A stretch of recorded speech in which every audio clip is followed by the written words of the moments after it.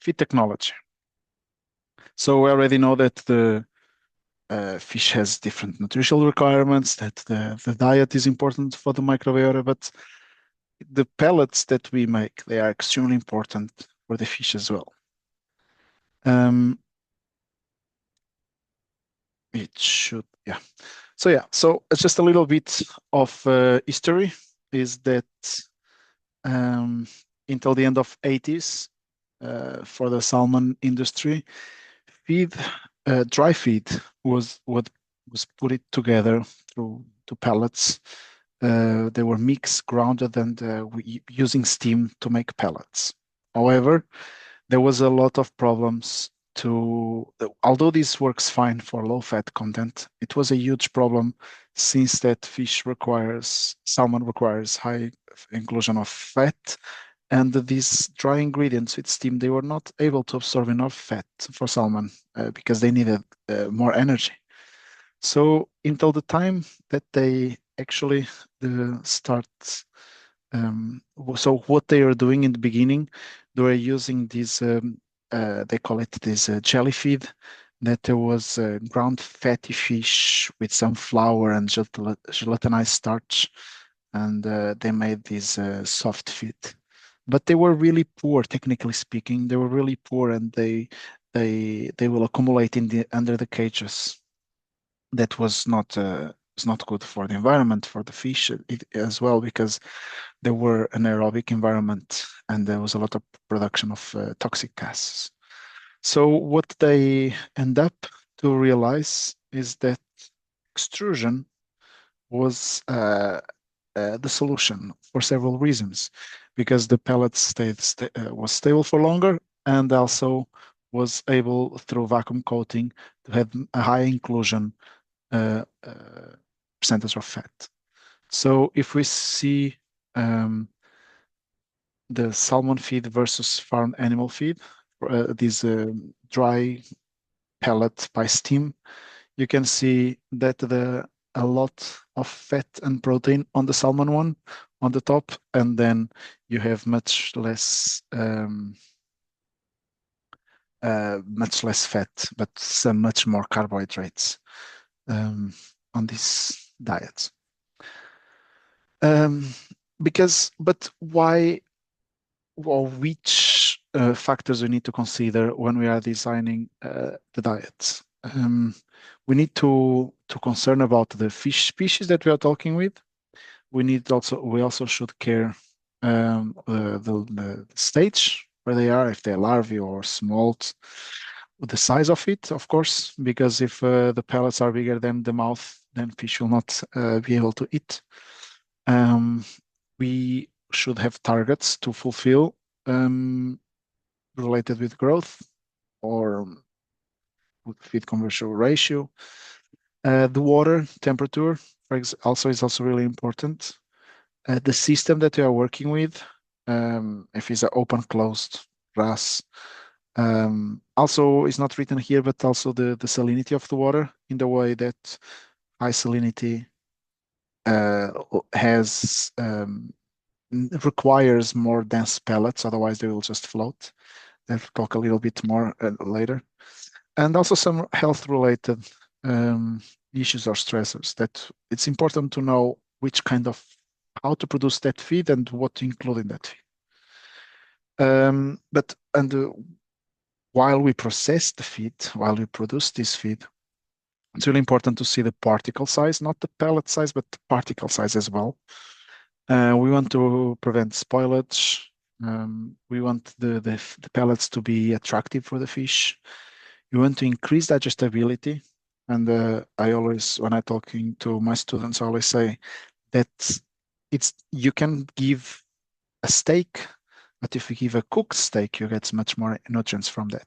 And that is the same with the processing the food, the extrusion, just with the temperature.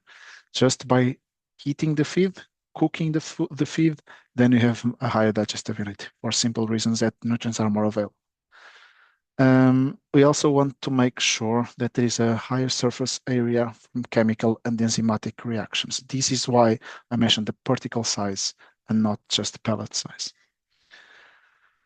Because the pellets, for salmon, they must contain the correct amount of all nutrients, including the additives and the anti-nutrients should be destroyed. And I'll talk in the very end about these anti-nutrients. So theoretically, in every gram of feed, we should have the same ratio and all the nutrients required. Another qualities that we need to concern, it's the stability in the water. We want a pellet that holds well in the water, sinks in the right velocity, and I'll talk more about it. It should be hard, so it doesn't, while the feed goes through the pipes, they don't break, but should not be too hard, otherwise the fish cannot digest it. And should not leak fat. That is also another really important because fat is the main source of energy for salmon. And if the pellet goes and leaks fat, it's bad for the fish. And also, if you have in the RAS system, then you don't want too fatty water that will clog your systems and filters and so. So you can have some hand feeding that is used. It was done in the old days and is also still used for the small fish. However, nowadays, when you're talking about big facilities, we have these huge silos where the feed is um, stored and goes through pipes distributed for the different nets. Uh, yes, so yeah, that is what I want to say in this slide. However, we also need to start thinking about the feeding of the future. What fish or what the systems will require in the future. One of the, um, the novel of more technology advanced production is when the cages they can go up and down vertically.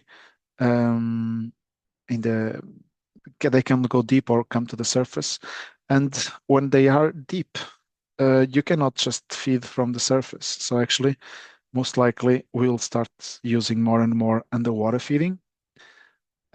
Also, we need to think about functional feeds with active compounds.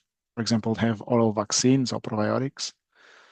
Or we want to do a condition-sensitive coating that, for example, we want certain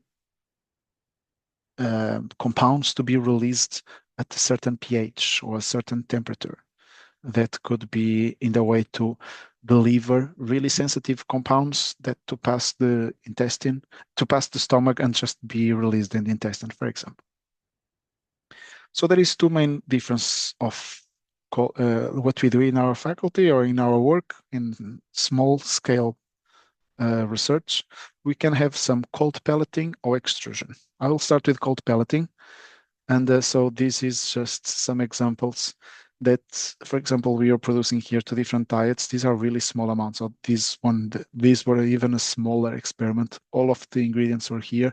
We had fish meal and wheat and gelatin. And when I say gelatinized, pre-gelatinized starch and the oils, you have all these ingredients here. They are placed we mix all the ingredients. Here we are just adding the oil. I hope you can see I think you can see the movie as well, right? I hope so. And then we could have, then after putting all the oil and water and some gelatin, then it becomes this homogeneous solution or mix, which what we'll do after, it's to literally to put in the pasta machine. We call it cold pelleting, but we also call it, this is a machine that they use in the Italian restaurants that you put all of the ingredients, all the mix here from the top. And there is a screw that will push the dye out, comes from a die. And that just here is how it comes out, for example. Um, uh, it's just a continuous coming out just to show you that what you can control here is the diameter of the pellet. But once you put some knives here in the front, um, then you will see that becomes these small pellets just because you have some knives rotating relatively fast. and then you have the pellets that you want, that the size that you want.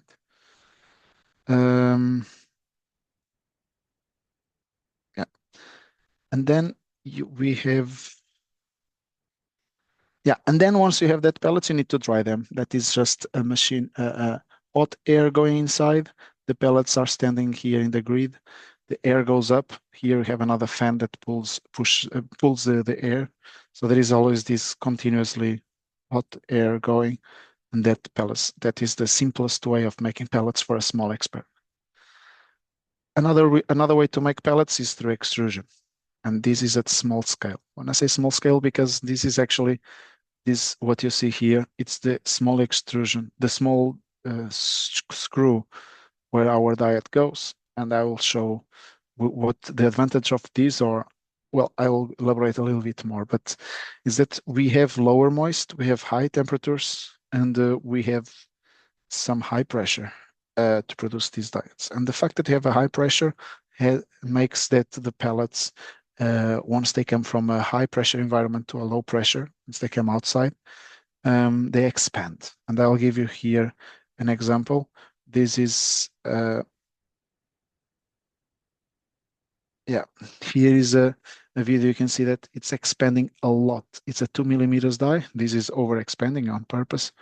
And the feed are coming. Um, um, yeah, it's no knife yet. This is just for demonstration, but you clearly see that there is a lot of expansion. Yeah, as I said, more than enough. So here is an example how it's just by changing temperatures and pressures and changing different characteristics, we can go from no expansion at all to bubbles start appearing until the point that the bubble starts so often that here was like this over expansion that I was doing on purpose. Normally, you probably want a product like here. Yes, so when you have a small experiment at research level, you can have the extrusion or the cold pelleting. And what are the pros and cons? The cold pelleting has the advantage that is ideal for small trial and requires less material. Because if you are not satisfied with the quality of your pellets, you just put it back to the machine and you repellet them. There is no loss of material. And it's optimal for sensitive ingredients, because if you have something that is temperature sensitive, then there is no risk of disintegration of your active compound. However, the disadvantage is that it requires pre-gelatinized starch, and it has less water stability.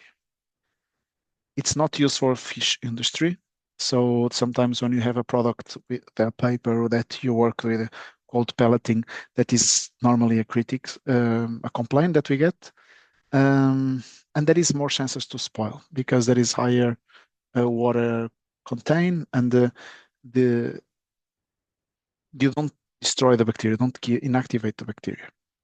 However, if you work with extrusion, um, the advantage is that you have a much more stable pellet. It's increased digestibility. It's related to the industry, and it has a much longer shelf life.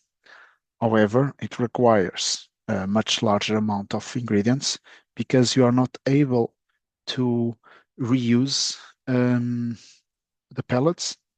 Once they came out, they need to be used. They cannot be reused.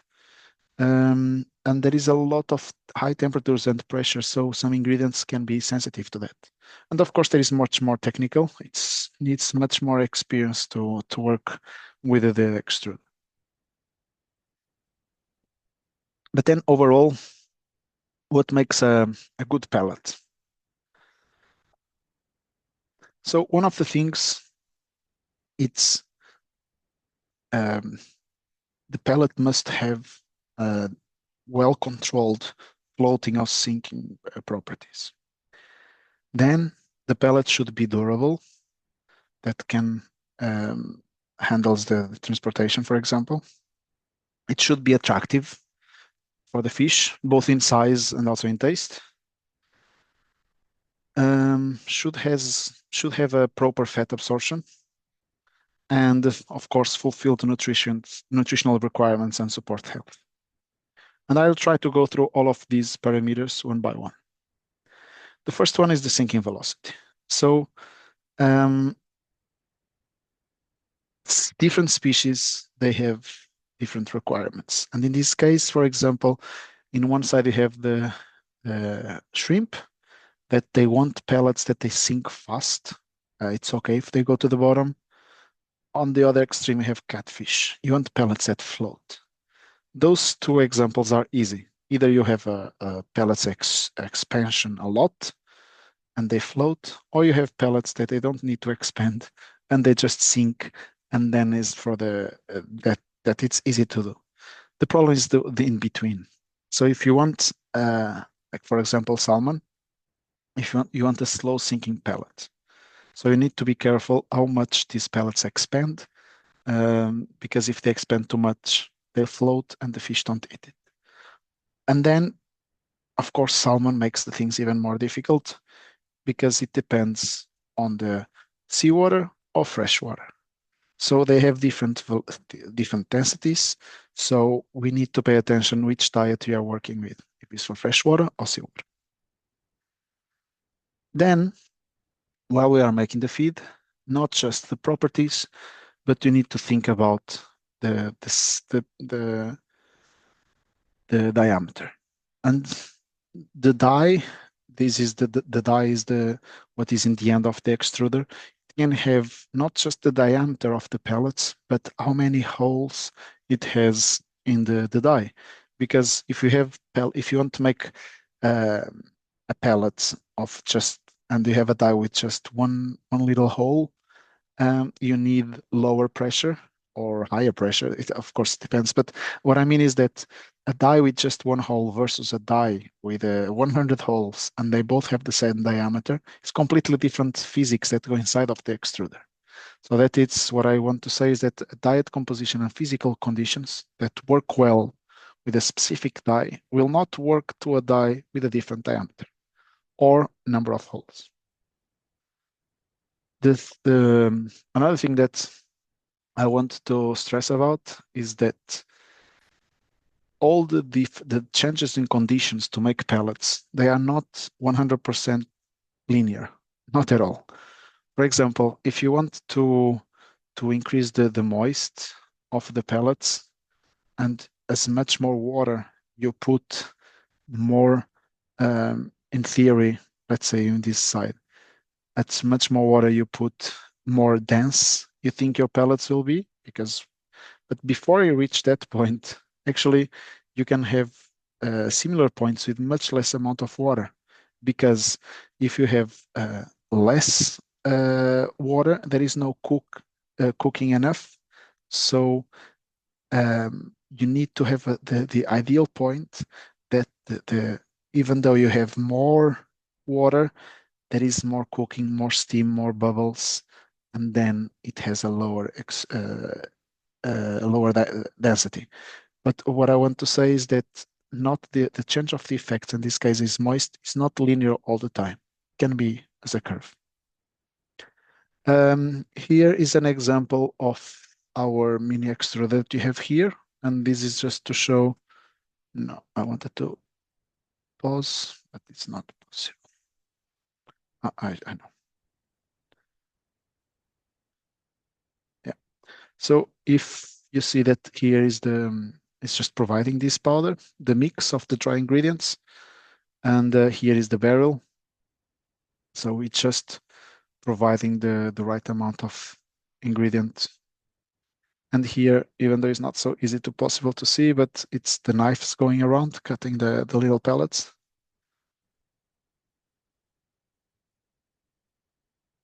Normally we work with a pressure of 25 to 30 bars.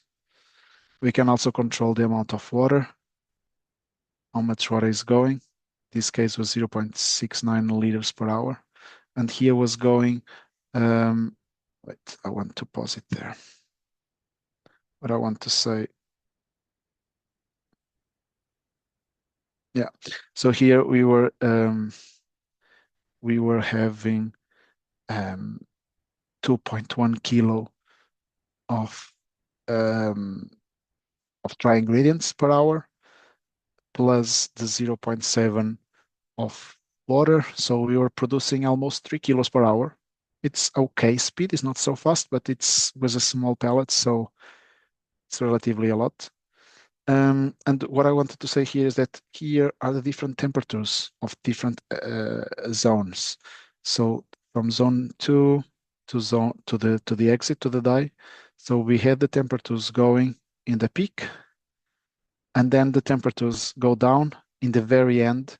And the very end, we want the temperatures to be 100 or above, because and was 36 bar. It's quite high, to be honest. We want the diets to here to cook well, and then to don't have such a dramatic exit. So there is always a low down in the temperature. And once it goes from 30 bars to zero, of course they expand. That is the beauty of it, is to control the expansion. Sometimes with just 5 degrees down, up and down, and that is I think that is the science of it. Um, yes. So as I was saying, it goes through different temperatures, cutting, and then it goes through this pipe with the air, and then there is a funnel here that they rotate to cool down as fast as possible, because if they are cold, they hold the shape better. And then we just put them all together, and so beautiful pellets that they are not coated yet. And what I mean coating is that we need to dry them and vacuum coating. So what we do, we have this big tumble. We put the pellets there, and we know that we want to put, for example, 18% or 20% fat. So we put the oil there. Normally we warm up a little bit the oil so to be less viscous, and we close this tumble. It creates vacuum, and then it goes. I'll have a better pictures really soon. And then we have these experimental diets. We have these 4 different diets. You can see that they have different colors because they have different different inclusion levels of the active compound. But yeah, then we go to the industrial level, the industrial scale. So whatever I showed, that little machine that I show you, multiply by 1,000, and then you have the industrial perspective. But even though for us it's really simple, here is just a schematic that Biomar presents, that it's not just mixing the ingredients and make the pellets. They need to store the raw materials. They need to grind all of them. They sieve, they mix, they do the extrusion, they dry. So far, pretty similar what we do. But then they sieve again, they vacuum coating, they cool even more than we do. Also to hold the fat, they sieve again, they pack, and then they transport. There is so many sievings because you don't want to spend energy and money transporting something that you don't want to work with. So they have much more um, steps, but overall is pretty similar than to us. All of these mixing, it's extremely important because you don't want, as I said in the beginning, you want every pellet to have the same ingredients and enough in the right ratio. For that, you need to grind the ingredients in the same size, and to don't have these are different examples of wrongly mixings. Even though they have the same ratio, they are not so good mixed. Um, ah, this is the conditioner. I didn't mention before, but the conditioner, it's um, it's a step before uh, the mixing of all the ingredients. No, you mix all the ingredients, but before it goes to the extruder, they can also go through the a conditioner, and that is basically some steam that is added to the mix in the way to all the ingredients are preheated before they go through that extrusion. It helps a lot the quality. It and also saves energy overall, saves energy and time, and it's cheaper, and it's really important to do this conditioner. We don't do it in the small scale, but just by having all the ingredients at the same properties and conditions, um, it's at the big scale, it helps a lot. And then this extrusion expansion that I want to show. Let me show one thing. Yeah. So here the extrusion. So it enters here in yellow. You see that it's just a convey. And here, if you pay attention here, it has a different orientation than the others. Like they always are at this angle, but here you have a different angle. What this it happens that is it has a reverse step that push everything backwards. So there is accumulation here on purpose, and that is to force mixing. And everything that goes through, it's much well mixed and homogenized, as you can see here. And in the very end, you want to have some accumulation of material. And you see that here there is like some um, caramelization in the very end. It's because it have been cooked longer, and it makes all sense. And this is actually desired until a certain point. Because inside of the extruder, you need to consider several factors that are the viscosity of the material, and to control the viscosity, you have temperature and you have the amount of water, and there is a lot of friction between all of the material and the walls and the screw. And by having more friction, you have more pressure. By having more pressure, there is more cooking. With more cooking, there is more steam produced. More produced, there is more pressure again. So there is a lot of physics going on inside of these environments, and it's really important uh, to manipulate these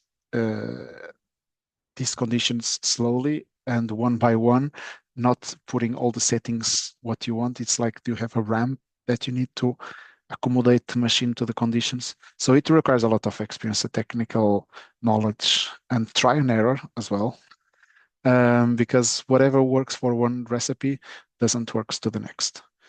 And here there is examples of everyday feed um, that you can have as a pet feed or as a snacks, and all of them they could have some of these last two, for example, they can have the same recipe but just a different change in temperature, and then becomes more cooked than the other, or different dyes. So this we are surrounded by extrusion food without even noticing. For the next is the drying step. Basically just want to have warm, dry air, but you want to make sure that the pellet is dry all over.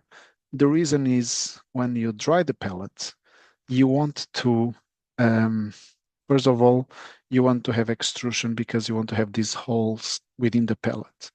And they are really, really important, and to be dry, of course, because you want to go for the vacuum coating.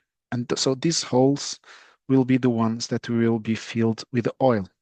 So as I was showing before, you put the pellets in the tumbler, we put the oil, and then you create vacuum. What happened with the vacuum is that all the air um, inside of the pellet will come out. And then once you reach the vacuum level, you release the vacuum, and then all the oil that is surrounding the pellets will go inside the pellet. And this is what we want, is the pellet to be dry outside, but full of oil inside. And this is achieved with a good expansion and a good vacuum. If you put too much oil, then the oil will be leaking, and then you don't want to. So there is requires some testing to know how much expansion you will have, how much oil can this expansion hold. Um, for the industrial level, they know all of it. They do a lot of they have a lot of checking process, because if they keep doing bad pellets, for too long, they will lose a lot of money. In our case, we need to do some try and error in the very beginning to see how much expansion can tolerate how much oil we actually want. So here is just an example of uncoated oil, uncoated pellets with 50% of 30%. To have a 30% percent oil, it really requires a high amount of expansion. And also, there is some maths, some studies doing on the factors that actually affect the pellet quality, and it's not just the um, not just the drying and the manufacturing of the pellets, but 40% of the quality of the pellets depends on the formulation, how the ingredients um, how the ingredients go on with each other, because different ingredients have different properties. And then the particle size, not pellet size, is particle size, the particle of the ingredients. If the ingredients have different particle size, it it can affect up to 20% of the quality of the pellets. The conditioning that I mentioned that they use at larger scale, that helps for the extrusion, 20% as well. The die, the number of holes and the shape of the die itself, it's a real 15%, and only 5% is drying and cooling. That is the very end before the coat, the vacuum coating. So this is really interesting data just to pay attention how factors that we don't think about it are a huge impact on the quality of the pellets. And when I was talking about this 40% was ingredients, is also the amount of, for example, gluten and starch that the ingredients have. Because even though salmon don't need carbohydrates that much, these gluten and starch they are really important for the quality of the pellets, because gluten gives that comes from wheat, for example. They have they give elasticity and the capacity of the binding capacity for the pellets to hold everything together. And you need to have some starch as well, because you want to have you want to have because the starch is the one that helps for the expansion. That's when cooks, it expands and also makes the small holes, the pores in the pellet. So it allows the vacuum coating.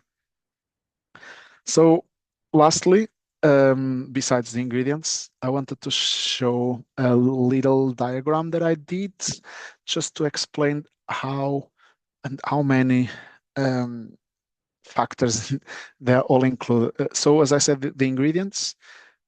So again, what affects the sinking velocity or the expansion?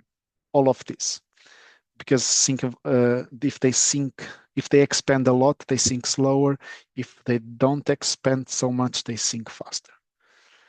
So we have first ingredients. We have wheat flour, and the gluten meal that we want to control the expansion, the binding, the viscosity, the elasticity, all of this, what's going on inside of the barrel. Then we have the physics that we want to know how much of mix you are putting, how much water you're putting, which temperature you are working with. There's the screw configuration, how much rotation it goes per minute. Later on affects the pressure, and that will affect the bulk density, which affects the sink velocity. So after the expansion, pellets should have a low density, they should float, but once coated, the density will increase and they will sink slowly. However, we only know all of these results after finishing the process. So it requires a lot of testing to know your material, to know your ingredients, to know your machine.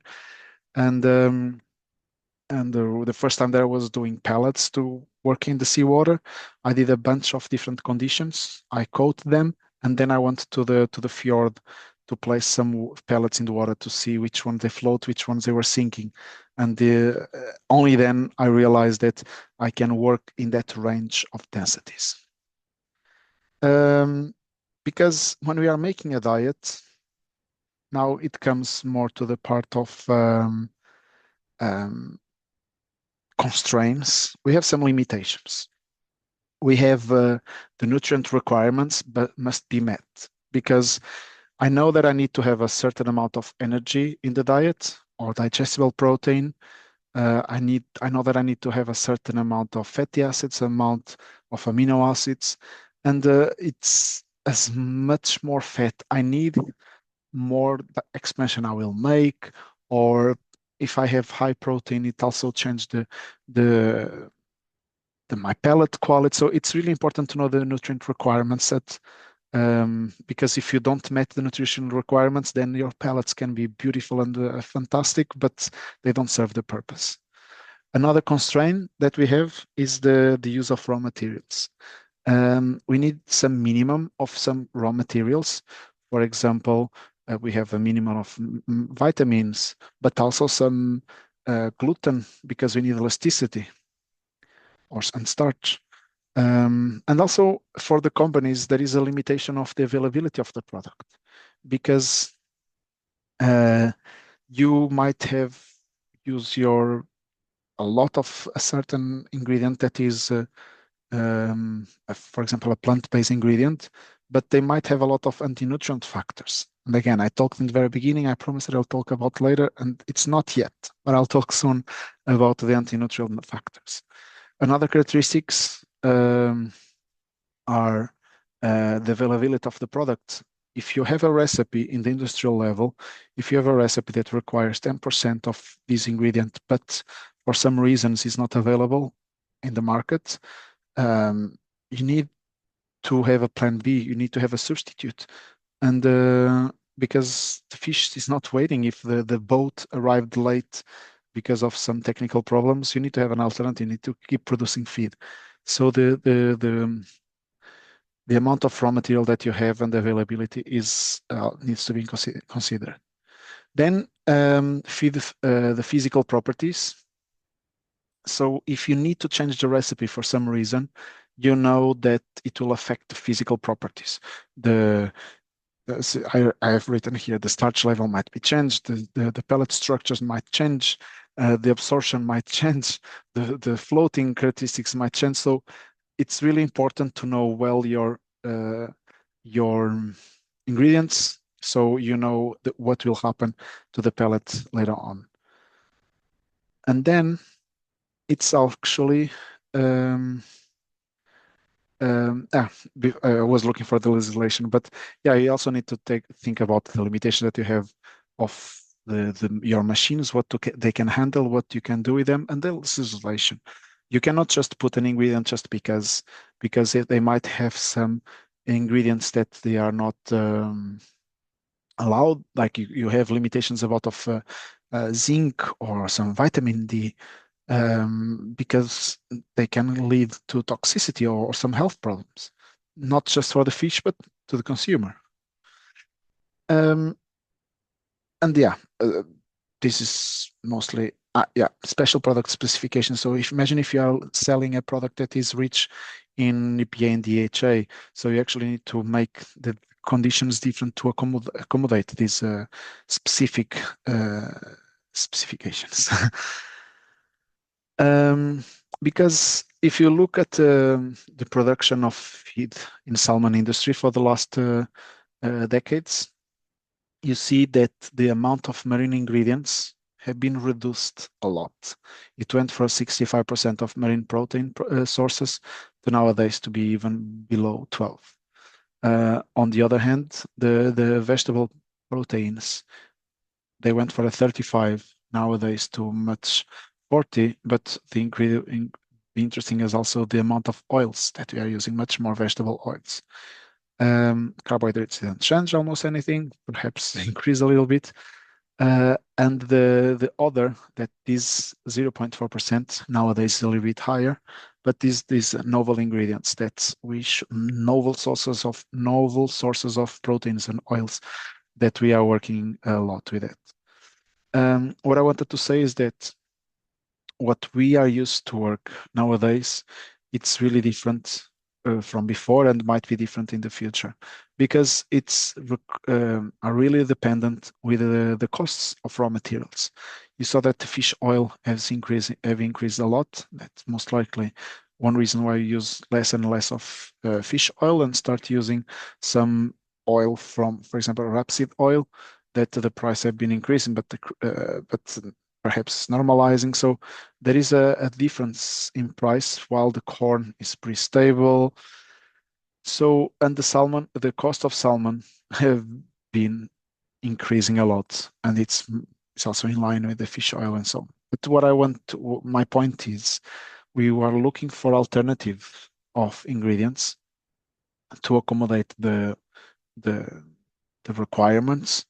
Um, but we need to be careful, and here is what I wanted to say about the anti-nutrients, because these are mostly or easily found in plant ingredients, and we are using much more plant source ingredients than marine. And these are present, and you need to be careful because fish, for saponins, for example, if you put too much soya on salmon, they start having inflammation in the intestine, and they get sick, they don't absorb nutrients, and so on. So during the production of these pellets, while processing is also a benefit, is that some of these anti-nutrient, they can be treated, or they can be eliminated or inactivated by using heat or some enzymes or using some alcohol extraction. So it's possible to uh, go over the situation, but once again, for that, we need to know our ingredients. So yes, so that was what I wanted to mention about feed technology, and I'm open to this. Is one thing that I'm working more in these last years, so I'm still learning a lot. So, but I guess that I'm able to answer one or two questions. Thank you. Thank you, Dr. Sergio Rocha. I know you have a fan, Byron. Byron I know has a question over there.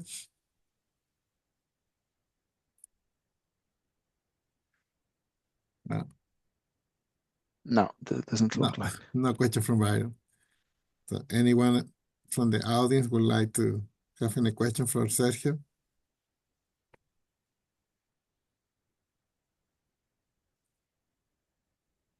Victor Vidal Yeah. used to be an specialist for biomass, so I don't know, he might have any questions. I have only two questions. Okay. The density is only affected by the water in the feed mixture, or there are another variable too.